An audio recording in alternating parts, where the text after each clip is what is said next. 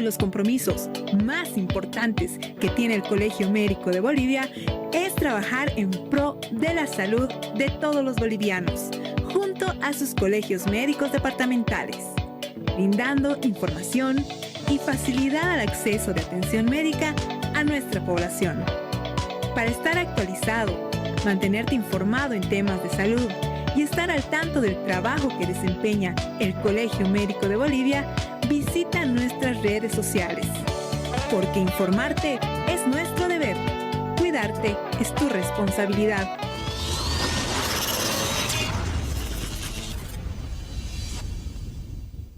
¿Sabes por qué La Cascada, una de las embotelladoras más emblemáticas de Bolivia, decide producir Villa Santa en un país que tiene todas las riquezas del planeta, con gente alegre y bonita en su cultura y costumbres? Merece tomar la mejor agua del mundo. Para esto, La Cascada, con su experiencia y calidad, trae a nuestro país la innovación que está presente en los mejores países en calidad y tecnología. Cualidades que transforman a Villa Santa en agente de bienestar, salud y calidad de vida. Villa Santa, me encanta. La Cascada, orgullosamente boliviana. Diomed, especialidades odontológicas, un equipo de profesionales que logra lo mejor de las sonrisas, donde se trabaja con la última tecnología y los métodos más eficaces para lograr una boca sana. Nos encontramos en pleno centro de la ciudad, Avenida 20 de Octubre, número 376, Edificio Los Cedros. Contactos al 290-1417, WhatsApp 719-44-196. Estamos en las redes sociales. Diomed, especialidades odontológicas, es galardón andino a la excelencia. La Paz, Bolivia.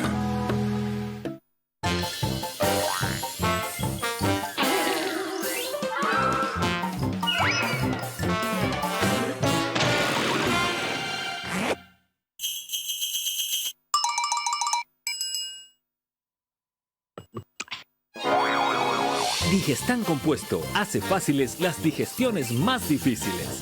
Ahora además, Digestan Simple Sal de Frutas. Pura efervescencia, pura frescura.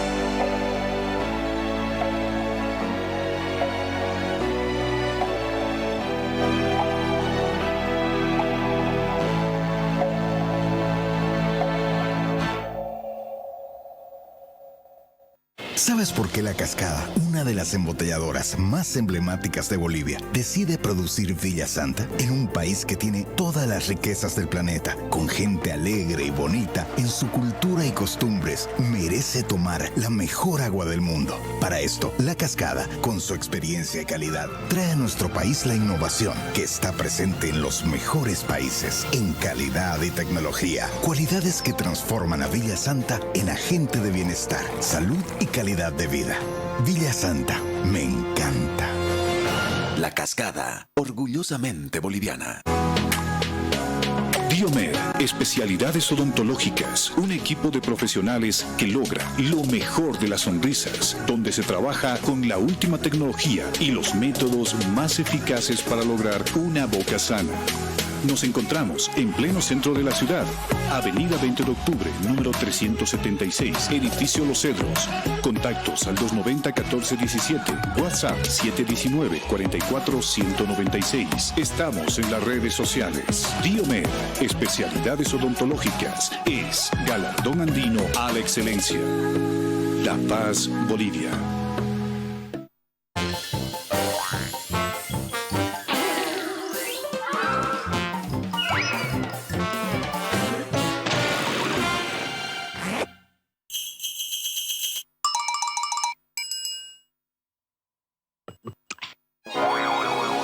Digestan Compuesto hace fáciles las digestiones más difíciles.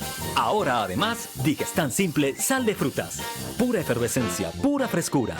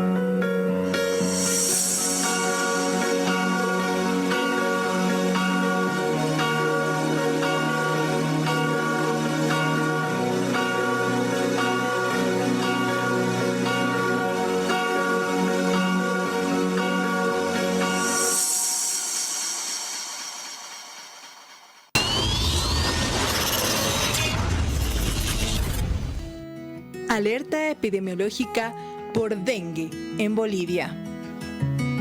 Santa Cruz se declaró en alerta roja por el dengue y es el epicentro del brote de la enfermedad viral que es transmitida por el mosquito Aedes aegypti.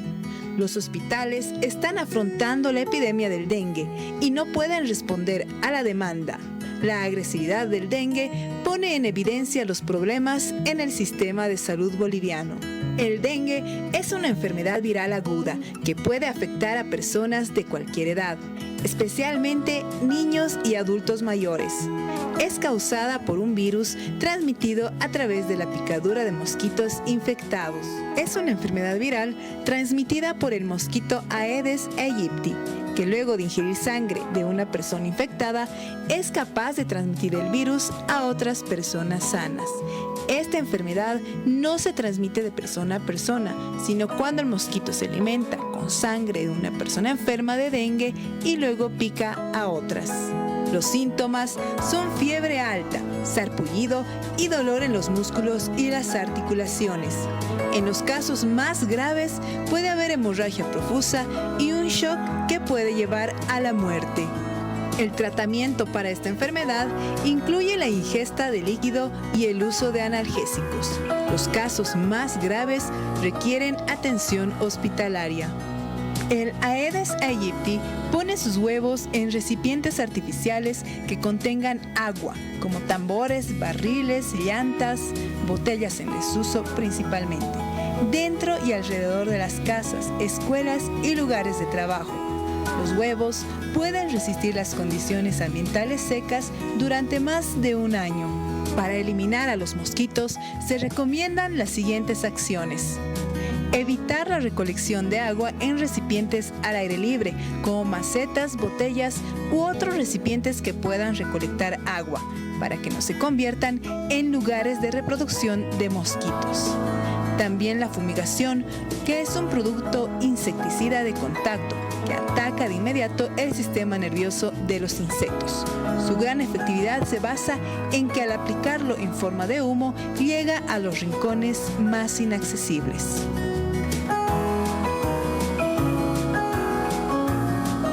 Colegio Médico de Bolivia. Informarte es nuestro deber. Cuidarte es tu responsabilidad.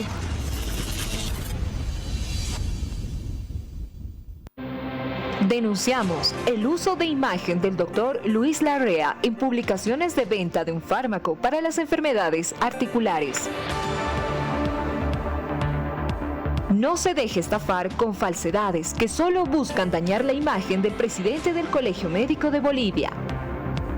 Nosotros lo que queremos pedir a la población es que no se deje engañar con estas falsas noticias que están apareciendo en las redes sociales. El Colegio Médico deslinda toda la responsabilidad en estos grupos y vamos a pedir a la policía que se haga cargo para sancionar a estas personas que manejan y que se den con los culpables que están queriendo mellar la imagen del Colegio Médico Nacional. No se deje engañar. Gente malintencionada está usando la imagen del Dr. Luis Larrea.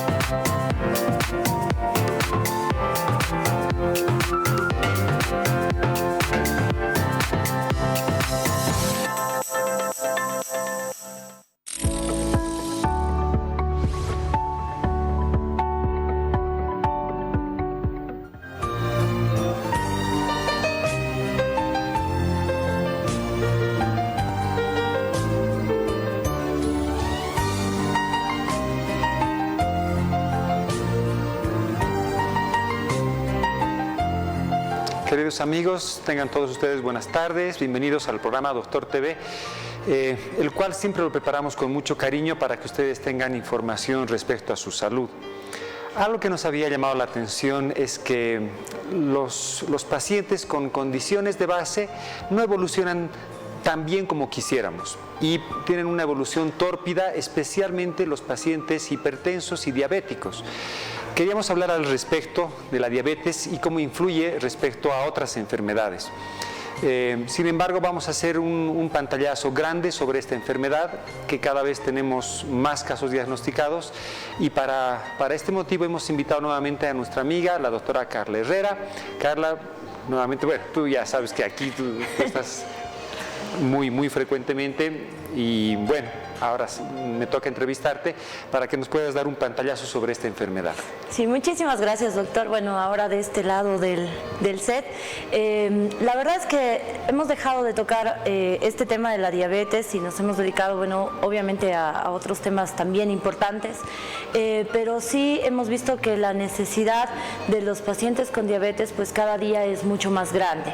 Si bien la diabetes, como ya sabemos, es una enfermedad crónica no transmisible, ¿qué quiere decir esto? Que es una enfermedad que no se contagia, es una enfermedad, como usted decía, que va evolucionando muchas veces no de la manera adecuada o de la manera que nosotros como médicos quisiéramos, ¿no? Y esto pues recae siempre en el personal, porque tenemos la responsabilidad de hacer educación diabetológica, que es lo que llamamos en mi especialidad, pues para que el paciente conozca todos los elementos que tiene que conocer para el desarrollo de su enfermedad, como por ejemplo el concepto básico, ¿no? Que si la diabetes se cura o no, porque esa es la pregunta que tenemos siempre con todos nuestros pacientes, ¿no? Si vienen con glicemias bastante elevadas, pero posterior al tratamiento pues ya comienzan con niveles normales de glicemia y ellos piensan que esta patología pues ya se curó, y hay que avisar y hay que conversar con el paciente que bueno, esta patología pues no tiene cura, pero sí tiene un tratamiento adecuado, un plan de alimentación adecuado, el cambio en el estilo de vida pues es una patología que puede sobrellevarse durante toda la vida. Es bueno que las personas sepan que la palabra tratamiento es para que la persona se sienta mejor, que vaya funcionando mejor. Enfermedades que simplemente no van a desaparecer nunca no significa que no tengan tratamiento. Entonces ese concepto es muy importante. Nosotros, dentro de los aspectos generales en medicina, vemos infecciones en cada una de las áreas. En mi área, que es otorrino, rinosinusitis, laringitis, faringitis, medicina interna a veces ven infecciones urinarias, pero cuando el paciente es diabético tenemos siempre más dificultades. Entonces quisiera que nos ayudes a entender por qué es tan difícil tratar una infección de cualquier parte del cuerpo en un paciente diabético. Claro que sí. Bueno, sabemos desde la facultad que los virus y las bacterias necesitan una fuente de energía para poder proliferar, es decir, para poder crecer. Esta fuente de energía pues es la glucosa que nosotros tenemos en la sangre, que es el azúcar que tenemos en la sangre.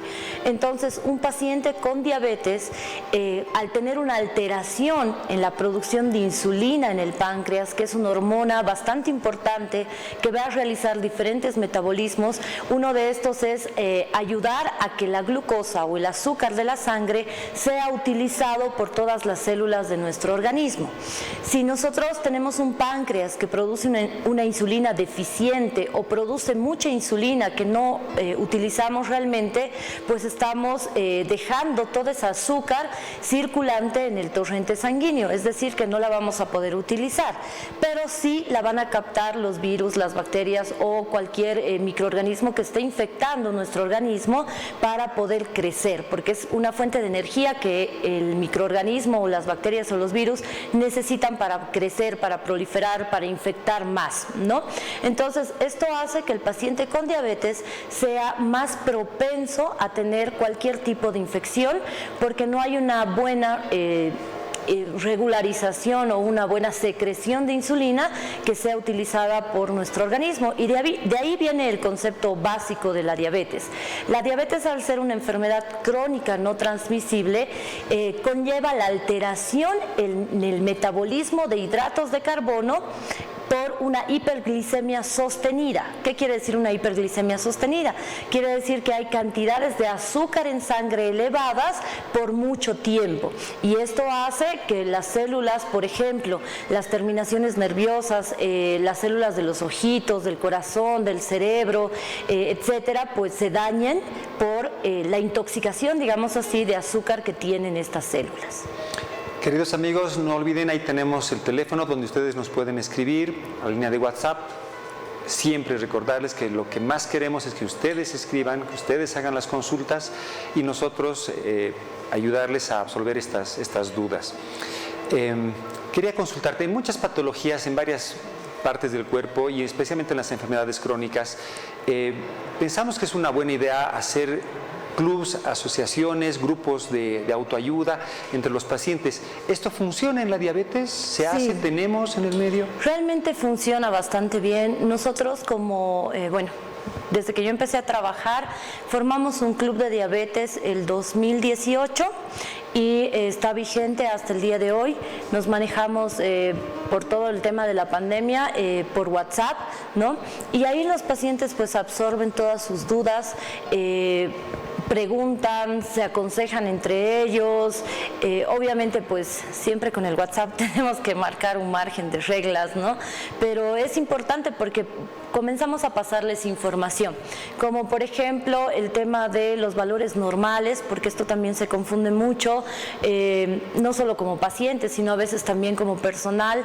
Pensamos que un paciente con diabetes puede tener la glicemia un poco más elevada de lo normal y esto no debería ser así. Obviamente el paciente con diabetes pues puede vivir con una glicemia alta, un 150, un 130, un 135, un 140, incluso 200, 200 y pico. Puede seguir funcionando y no tener sintomatología, pero no es lo normal. Los valores normales de glicemia tienen que ir entre 70 a 100 miligramos decilitro, establecidos por la Asociación Americana de Diabetes, la Federación Internacional de Diabetes y la Asociación Latinoamericana de Diabetes. Esto porque con un margen sí de 110 hasta 120 alguna vez. ¿Esto por qué? Porque cuando nosotros tenemos glicemias mucho más bajas o dentro de estos rangos, bajamos el riesgo y el tiempo de complicaciones que pueda tener el paciente cuando tiene esta patología. Para eso, el paciente ya diagnosticado de diabetes tiene que hacer sus controles personalmente. Tiene que hacer su automonitoreo, que se llama, que es, como lo habíamos hecho alguna vez, acá en el programa, el control de la glicemia con un aparatito que se llama glucómetro. El glucómetro es un aparato muy sencillo que puede tenerlo cualquiera en la casa, que realiza una punción capilar. Se toma sangre capilar y pues nos mide, ahí como tenemos en la imagen, nos mide los valores de glicemia. Esta imagen es muy importante porque ahí tenemos digamos un parámetro que sale en todos los glucómetros, que es el HI, que se llama HI, ¿ya? El HI depende mucho de hasta cuánto mida cada glucómetro. Por ejemplo, hay glucómetros que miden hasta 600 miligramos decilitro de glicemia. Cuando ya sale esta información en el glucómetro, quiere decir que el paciente está mucho más arriba de 600 y que podría tener una complicación inmediata, que puede ser un coma cetoacidótico o una cetoacidosis diabética o un coma diabético en palabras sencillas, ¿no? A ver, en la parte respiratoria y en la época del COVID hemos estado muy pendientes para hacer las mediciones de la oximetría de pulso, la pulsioximetría. Y al principio teníamos pulsioxímetros que nos daban valores en los cuales confiábamos. Luego empezaron a llegar un montón de oxímetros de toda marca, de diferentes países y demás, y realmente los valores eran muy disparados. Entonces empezamos a investigar qué podíamos hacer. Inclusive salían aplicaciones en el teléfono celular que eran un completo engaño. Es una barbaridad cómo se permitían engañar a la gente con esas aplicaciones en el teléfono celular. En los glucómetros tenemos así un estándar, tenemos un ISO, tenemos alguna marca en especial, no sé, para que tengamos la seguridad de que lo que estamos midiendo es lo que realmente está pasando en el paciente. Sí, tenemos, bueno, en nuestro medio, por la altura en la que vivimos, tenemos glucómetros que pueden funcionar hasta 4.000 metros de altura, ¿ya?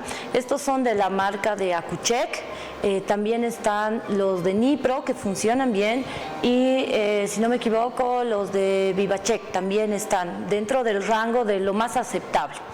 Pero el más confiable definitivamente fue Accu-Chek, porque hicimos un pequeño estudio ahí con nuestros pacientes para saber qué glucómetro se acerca más a valores en relación al laboratorio, claro, ¿no? Que es nuestro parámetro para comparar. Y Accu-Chek variaba entre 5 a 8 miligramos de decilitro con el valor del laboratorio. Entonces está muy cerquita a la glicemia real que nosotros podríamos tomar en un paciente. Nipro variaba más o menos de 10 a 15 y VivaCheck igual estaba en ese rango, pero son glucómetros que podrían utilizarse en la casa. Como usted dice, doctor, lastimosamente en nuestro medio pues encontramos glucómetros desde 50 bolivianos hasta glucómetros de 700, ¿no? Y no significa que estos glucómetros no midan el azúcar, o sea, miden la glicemia, pero realmente no tienen la calibración para la altura de nuestro medio, y además de eso, pues cuando o con el uso, mientras va pasando el tiempo, el paciente pues va perdiendo, o el glucómetro va perdiendo la calibración, y el paciente también va perdiendo la fidelidad del glucómetro, ¿no? O sea, el registro ya no va a ser el ideal. En el caso del Alto, hay zonas que están a más de 4.000 metros sobre el nivel del mar, hay hospitales grandes. ¿Qué se hace? Ahí utilizamos más que todo los glucómetros de Accu-Chek porque son glucómetros que tienen un reactivo mucho más sensible y más certero y que se acerca más al laboratorio, ¿no? En el caso del alto o de lugares donde el paciente viva más de 4.000 metros, el único que le serviría sería Accu-Chek. De las personas que nos están viendo, que esperamos que nos escriban, ahí tienen el teléfono, recordarles nuevamente que esperamos sus mensajes, sus consultas. ¿Cómo sospecharía? No tiene diagnóstico de diabetes, pero dice, ¿cómo yo sospecharía que tenga para hacerme estos estudios y demás? Si la clínica es suficiente para hacer el diagnóstico, ¿cómo debería proceder una persona con sospecha? La sintomatología de la diabetes es una sintomatología bastante clásica. Es una enfermedad llamada de las 4 P's. Poliuria, polidipsia, polifagia y pérdida excesiva de peso en un corto tiempo. Es decir, que el paciente va a tener muchas ganas de orinar, de ir al baño, porque va a tener mucha sed y además de eso va a tener una hambre excesiva. Pero a pesar de comer mucho, tomar mucha agua, pues el paciente va a comenzar a perder peso, ¿no? Porque en este sentido vemos que la glucosa en nuestra sangre pues se vuelve tóxica y hace que la célula pues pierda agua y por eso nos da tanta sed y por eso vamos al baño tantas veces a orinar. Además de estos síntomas, hay otros síntomas como la irritabilidad, ¿no? La visión borrosa, que también es uno de los síntomas muy clásicos de la diabetes. Es decir, los pacientes vienen y dicen, antes yo veía de lejos, ahora no puedo ver de lejos porque pienso que tengo o siento que tengo como una tela que me cubre los ojos, veo mejor de cerca. O pasa lo contrario, no veía de cerca y sí bien de lejos y ahora no ve bien de cerca y sí ve bien de lejos, ¿no? Entonces pasa algo en la vista, en la visión, que hace que el paciente también pueda darse cuenta. Además de la sintomatología, hay factores de riesgo, como usted lo decía al principio. Por ejemplo, la hipertensión arterial es uno de los factores de riesgo para que el paciente pueda desarrollar diabetes. Una de las enfermedades más comunes en nuestro medio, que es la eritrocitosis o la poliglobulia, que también puede hacer que el paciente desarrolle una resistencia a la insulina y posteriormente una diabetes. Puede ser también que el paciente no tenga una alimentación adecuada. Esto sí hay que romper un poco porque la diabetes no es solo la enfermedad del azúcar. Es decir, que si yo como masitas, tortas, pasteles o caramelos o me gustan las cosas dulces, voy a terminar con diabetes. No necesariamente. El no tener una alimentación balanceada, es decir, el consumir mucho carbohidrato como lo hacemos en nuestro medio, también hace que nuestro páncreas pueda producir una insulina inadecuada y podamos terminar con una resistencia a la insulina, hacer una prediabetes y posteriormente una diabetes. Por ejemplo, otros factores de riesgo como los medicamentos, corticoides o pacientes que están en quimioterapias, por ejemplo, pacientes oncológicos, también pueden desarrollar una diabetes. Justamente leía hace unos 2 días atrás que la diabetes ya cambió un poco la clasificación. Sí tenemos los 3 tipos clásicos, que son diabetes tipo 1, diabetes tipo 2 y la diabetes gestacional. Pero ya dentro de otros tipos de diabetes está la diabetes por COVID y está la diabetes por medicamentos, ¿no? Y obviamente las que teníamos, las monogénicas y la diabetes LADA, ¿no? Que son mucho más raras. Y apareció una nueva diabetes o una nueva clasificación que es la diabetes neonatal, que preocupa mucho en este sentido porque estamos viendo que ya niños con 5, 10, 15 años no están presentando diabetes tipo 1, que es una diabetes genéticamente adquirida, sino están presentando diabetes tipo 2, que es una diabetes que se puede generar o se puede adquirir por algún factor de riesgo que hemos mencionado. Pasaremos a las consultas. Claro. Yo tenía sí. uno, pero vamos a pasar primero a las preguntas de nuestros amigos. A ver, nos dicen, buenas noches, doctor, mi pregunta sobre la glicemia, soy diabética, ¿es normal? A veces mi glicemia en ayunas es 140, ¿está bien? ¿Está mal? ¿Qué debería pensar? Bueno, un nivel ya de 140 es una glicemia alterada.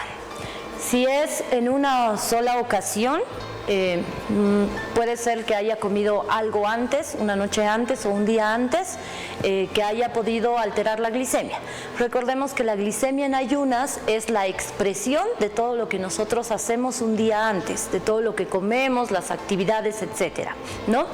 Pero si esto es repetitivo, 2, 3, 4 días, pues ya hay que ajustar medicación en ese caso.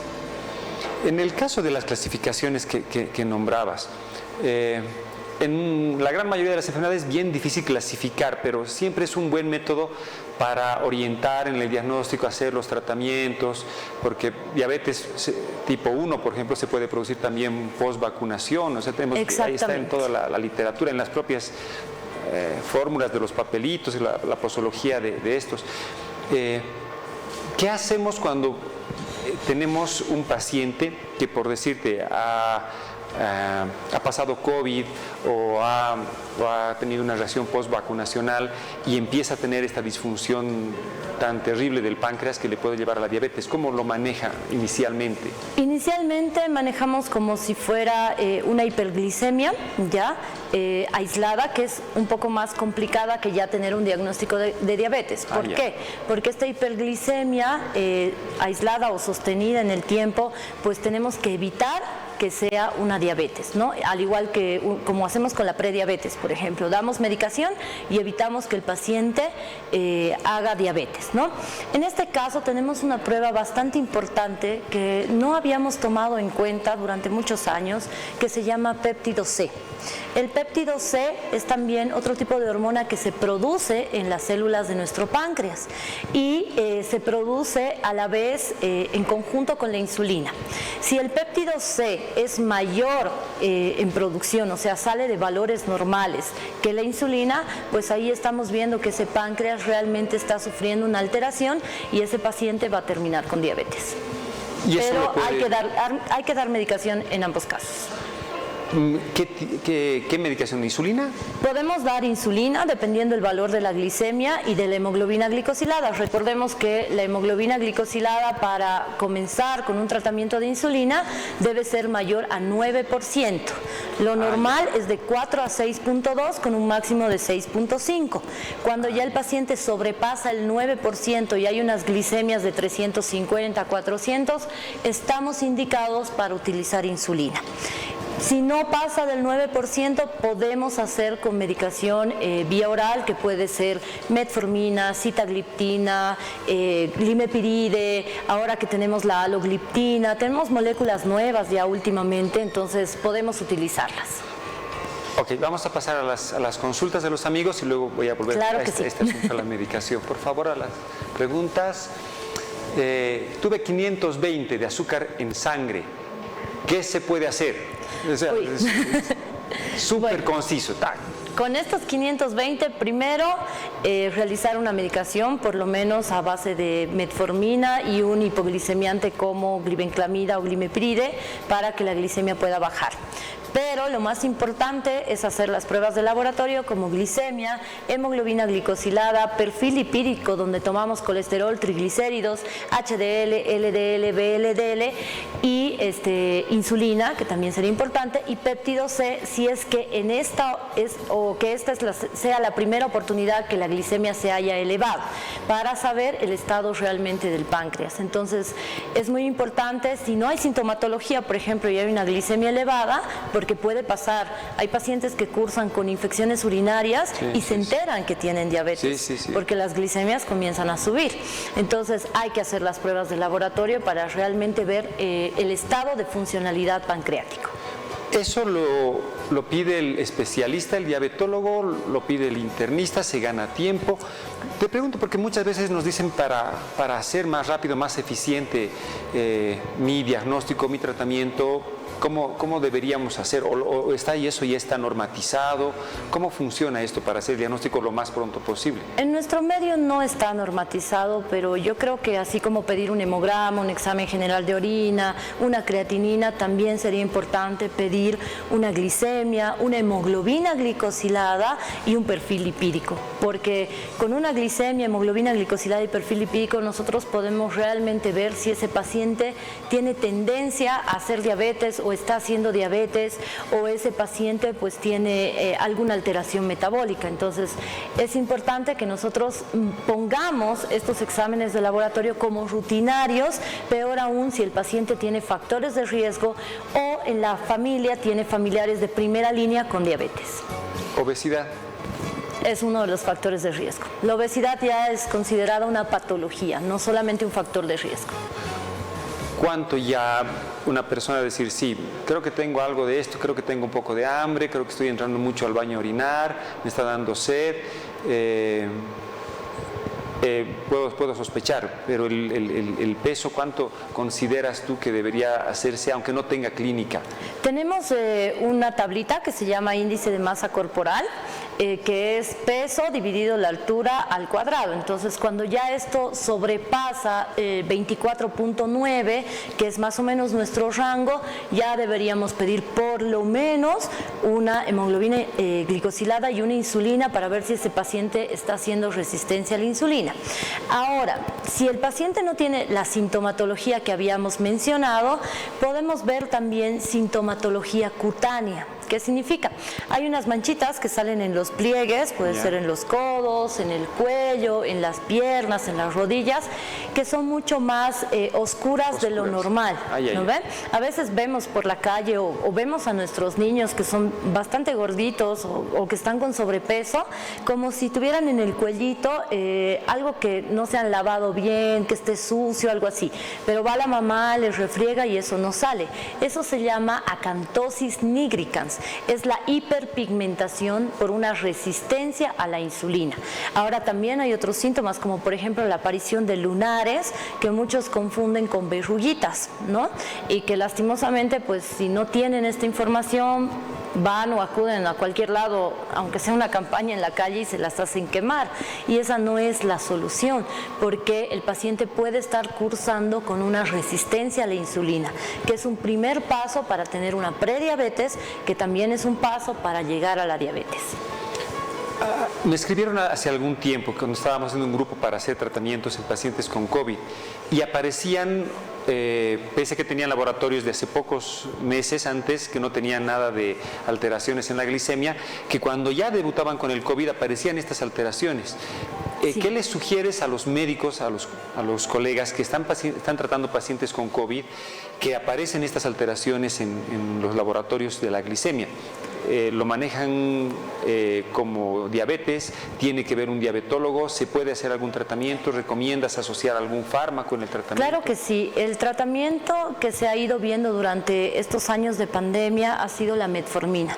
La metformina ha ayudado mucho a que la célula beta del páncreas pueda producir una cantidad necesaria de insulina para que no haya una alteración en la glicemia. Este ha sido un tratamiento de primera línea, incluso pacientes con diabetes que estaban descompensados y hemos ido ajustando dosis de metformina, han ido muy bien. O sea, el tratamiento de elección, en este caso de pacientes que debutan con diabetes por COVID, ha sido la metformina, ¿no? Podemos asociar otros fármacos como glibenclamida, glimepiride, sitagliptina, alogliptina, pero eso dependiendo. Eso ya, sí, ya lo ve el especialista. Pero de primera línea la metformina. Independientemente que sea gordito o flaquito el paciente. Independientemente. Porque normalmente lo asociaban la metformina que sea gordito. Sí, generalmente sí, porque se pensaba, o bueno, mucha gente piensa que la metformina es un medicamento para perder peso y no es así. La metformina es un medicamento que inhibe el centro del hambre. ¿Qué significa? Que hace que el paciente tenga menos ansiedad de comer, pero no hace que el paciente pierda peso. Ya, súper claro. Sí. Qué bien. Pasaremos a la consulta de la persona que nos escribió. Gracias, muchas gracias. Buenas tardes, doctores. Estoy embarazada, soy diabética. Me dicen que mi bebé puede heredar la diabetes. ¿Qué debo hacer? Ayúdenme, por favor. Ando muy estresada por lo que me pasa. En realidad, el bebé no va a heredar la diabetes porque la mamá sea diabética, ¿no? Sí va a tener un pequeño riesgo, que es que crezca mucho, ya, que se llaman bebés macrosómicos, que son bebés que desarrollan o desarrollan muy rápido, son muy grandes, son muy pesados, pero cuando nacen pueden hacer una hipoglicemia. ¿Por qué? Porque en el útero de la mamá, en la semana más o menos 22 del embarazo, hay una competencia fisiológica, es una competencia normal que todos los bebés cuando llegamos al mundo pues hacemos, ¿no? Con el páncreas de la mamá y con nuestro propio páncreas. En este caso, cuando la mamá tiene diabetes, utiliza más la insulina del páncreas de la mamá y no tanto la del bebé. Entonces, cuando el bebé nace, sí tiene que adaptarse no solamente a respirar, sino también tiene que adaptarse a producir su propia insulina. Y esto puede hacer que produzca un poco de hipoglicemia, que sería en las primeras horas. Que tiene tratamiento, no tiene riesgo, obviamente el pediatra o el neonatólogo siempre está al cuidado cuando sabe que es un bebé de una mamá con diabetes, ¿no? Pero heredar la diabetes porque la mamá sea diabética y esté embarazada, no. Sí va a tener un riesgo a lo largo de la vida de poder desarrollar esta patología, ¿no? Ahora, es otro el caso cuando la mamá tiene diabetes tipo 1 y en la familia del papá también hay familiares con diabetes, ya sea tipo 1 o tipo 2. Ahí sí, genéticamente, el bebé tiene mucho más carga para poder desarrollar diabetes tipo 1. Habían clasificaciones de Modi en mis tiempos, eso... Seguimos con las clasificaciones de Modi, 1, 2 y 3. ¿Qué son las clasificaciones? Las clasificaciones de Modi, en realidad, la diabetes Modi es una diabetes monogénica, ¿ya? Es una diabetes un poco más rara, digamos así, porque no se presenta en muchos pacientes, ¿ya? Tiene que tener factores de riesgo como mamá, papá con diabetes, mamá, papá con diabetes tipo 1, o abuelos maternos y paternos con diabetes tipo 1 o diabetes tipo 2, o desarrollar, digamos, alguna alteración genética, generalmente en el alelo 22, ¿ya? Que es mucho más molecular, pero que pueda desarrollar alguna alteración en la secreción de insulina, ¿no? La diabetes Modi sigue, tenemos la clasificación y bueno, ha tomado un poquito más de fuerza estos últimos tiempos, especialmente con el COVID, porque ahí hemos tenido que hacer marcadores para diabetes, para saber si eran diabetes tipo 1 o qué tipo de diabetes el paciente podía tener, porque no nos olvidemos que el COVID no solo ha afectado a gente adulta, sino también a niños, jóvenes y adolescentes, y estos niños, jóvenes y adolescentes han subido el índice de diabetes tipo 1 porque realmente también, o post vacunación, también hemos tenido casos de pacientes que han debutado con diabetes tipo 1. Incluso se ha visto, y hay unos 2 artículos, que en Francia y Alemania hay pacientes que han debutado con diabetes tipo 1 ya a partir de los 70 años de edad. Entonces, realmente el estudio de la diabetes a mí me fascina. Claro, para mí es lo máximo, ¿no? Pero hemos ido viendo que esta enfermedad ha ido creciendo durante el tiempo, ¿no? Y realmente ha sido preocupante. Si bien es una enfermedad que se puede prevenir, es una enfermedad que con el paso de los años se va complicando por nuestro estilo de vida. Tenemos a veces la idea en ciertas especialidades que las personas con diagnósticos de ciertas enfermedades crónicas son o muy buenos pacientes que leen mucho de su enfermedad y son muy disciplinados, u otros que realmente les das los consejos, se los escribes, estás pendiente y son bastante indisciplinados. En el caso de los pacientes diabéticos hay cierto pensamiento en los colegas de que son pacientes que no hacen caso mucho a los tratamientos porque la dieta, por ejemplo, es algo muy, muy importante en esto y no siguen en general, te lo digo así, pero quiero que tú no saques de dudas, tú tienes la experticia al respecto y además ves mucho paciente con diabetes. Cuando nosotros decimos hay clubes de diabéticos, se supone que más bien se ayudan y son gente que pueden guiar a otros pacientes que ingresan. ¿Cómo va esta parte de la disciplina con la dieta, el seguimiento? Yo creo que el paciente tiene que primero sentirse cómodo con su personal, o sea, con su médico, para poder tener la confianza de hablar qué es lo que le gusta de la dieta y qué es lo que no le gusta también. Porque generalmente cometemos el error como personal de decir, bueno, usted, por ejemplo, hipertensión, no puede comer sal, nunca más sal, nada salado. y el paciente se asusta porque el paciente está acostumbrado a comer su comida con sal y obviamente es algo que le molesta y pues lo va a hacer un tiempo, pero no va a sostener ese plan de alimentación porque es algo que a él le molesta. Entonces, nosotros, por ejemplo, con los pacientes con diabetes lo que hacemos es negociar. ¿Cómo negocias? Negociamos, nos sentamos y a ver, ¿a usted qué le gusta comer? Por ejemplo, hay algunos que le gusta el chancho, ya, perfecto. ¿Cuántas veces a la semana come chancho? 2. Ya. Entonces, como estamos con diabetes y tenemos alteración en la glicemia, además de eso el colesterol y los triglicéridos están elevados, vamos a empezar comiendo una sola vez por semana. Y a ese chancho le vamos a aumentar, qué sé yo, un poco más de ensalada. ¿Con qué le gusta el chancho? ¿Con papa, con mote, con chuño?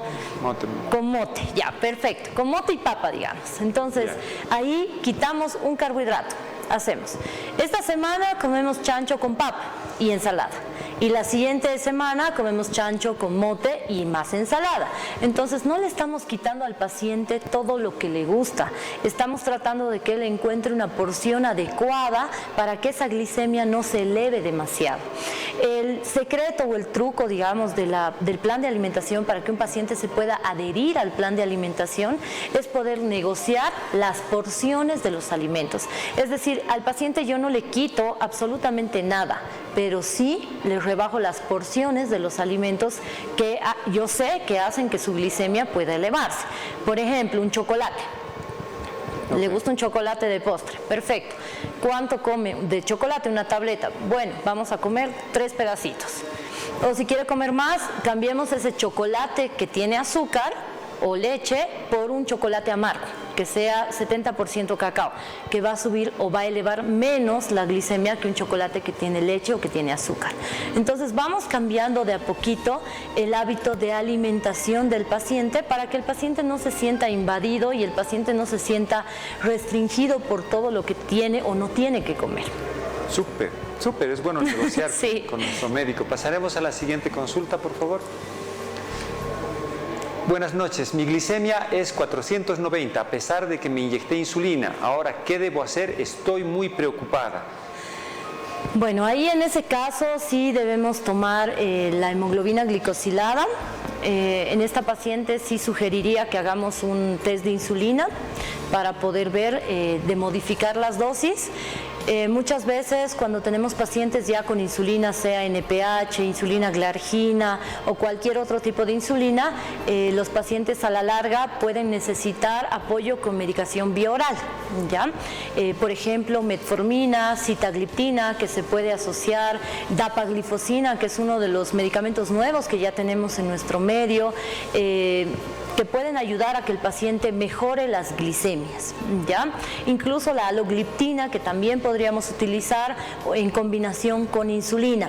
Pero en este caso de 490, pues esta paciente, si es una paciente que todavía no ha recurrido al médico, que no ha hecho su control, tendría que utilizar una insulina cristalina, que es diferente a la insulina NPH, para hacer la corrección de la glicemia en el momento en el que se toma la glicemia.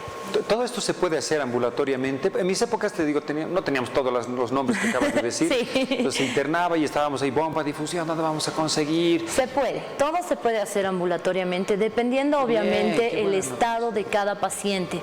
En realidad, la internación produce también un elevado nivel de estrés en el paciente, que hace que el paciente obviamente suba las glicemias y no pueda bajar y, bueno, tenga que estar muchos más días en internación.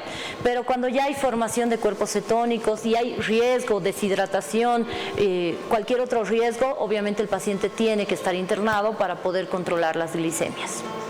Pasaremos a la siguiente consulta. Se han animado medio tardecito nuestros amigos y están bombardeando con preguntas. Buenas noches, yo estoy mal de mi pulmón, tengo silicosis. Eso estoy controlando y hace 4 meses me detectaron tuberculosis, supongo. Estoy haciendo tratamiento, pero no tengo diabetes. ¿Cómo tengo que cuidarme para no sufrir con la diabetes? Bueno, en este caso me imagino que obviamente debe estar recibiendo el tratamiento para la tuberculosis, ¿no? El tratamiento para la tuberculosis también es uno de los factores de riesgo para que el paciente pueda tener alguna alteración en la insulina, en la secreción de insulina. El plan de alimentación es muy importante, bajar un poco la carga de carbohidratos, porque estamos con medicación que puede dañar nuestro páncreas o la producción de insulina, y obviamente el cambio en el estilo de vida y tomar mucho líquido. Eso es importante, por lo menos 2 litros de agua al día es lo que deberíamos consumir todos para ayudar a que nuestro metabolismo pues sea el adecuado. No sé si alcanzamos una consulta más, por favor, pasaremos. Nos dicen, buenas noches doctora, tengo una pregunta, tengo 43 años, mi madre es diabética, pero el médico no le recetó la insulina, solo píldoras. La diabetes es hereditaria y yo soy gordito, pero solo de la panza. ¿Cree que puedo heredar o tener diabetes? También me salieron unas verrugas en el cuello. Gracias, doctora. Esta es una pregunta clásica porque el paciente que tiene familiares con diabetes debería hacerse el examen de glicemia, hemoglobina glicosilada e insulina en este caso porque ya hay síntomas cutáneos o signos cutáneos para saber si está cursando una resistencia a la insulina. Es un factor de riesgo, repito, que la mamá o el papá o los abuelos tengan diabetes, pero no es una regla general que si la mamá tiene, el hijo también va a tener. Ok, pasaremos a la siguiente consulta, por favor. Gracias por escribirnos. Buenas noches. ¿La diabetes se transmite por transfusión de sangre? No, la diabetes no es una enfermedad que se contagia ni por una transfusión de sangre ni por absolutamente nada. La diabetes es una enfermedad que se adquiere de diferentes maneras a lo largo de la vida. No hemos alcanzado a hacer el resto de las preguntas, Carlita. Tampoco has alcanzado a ponerte el mandil, que es un detalle que nos hizo Laboratorios Vita. Siempre es un gusto entrevistar a alguien que tenga tanta pasión por su formación, que lo hace de manera tan libre y no una cosa académica, una cosa, es muy bonito. Entonces ojalá tengamos la oportunidad de volver a charlar. Claro que sí. Para las personas que van a necesitar tu ayuda, están las cámaras. Claro que sí. Bueno, recordarles que nosotros estamos en la calle Díaz Romero 1690 en el Centro Médico Multidisciplinario de Diabetes y tenemos las consultas en el 60 25 84 94 y 701 69 765. Si ustedes quieren ser parte del Club de Diabetes también, obviamente no tiene ningún costo porque nuestro club trata de ayudar a todos los pacientes que lo necesitan. Si quieren hacer la consulta, pues estamos ahí. Este domingo vamos a estar en la Plaza Villarruel haciendo una campaña de sobrepeso y obesidad en niños, pero de igual manera vamos a estar midiendo glicemias, así que si los papás quieren acudir, pueden hacerse medir la glicemia con los niños para que vean que es una prueba muy sencilla y que no duele. Y además de eso tengo una sorpresa.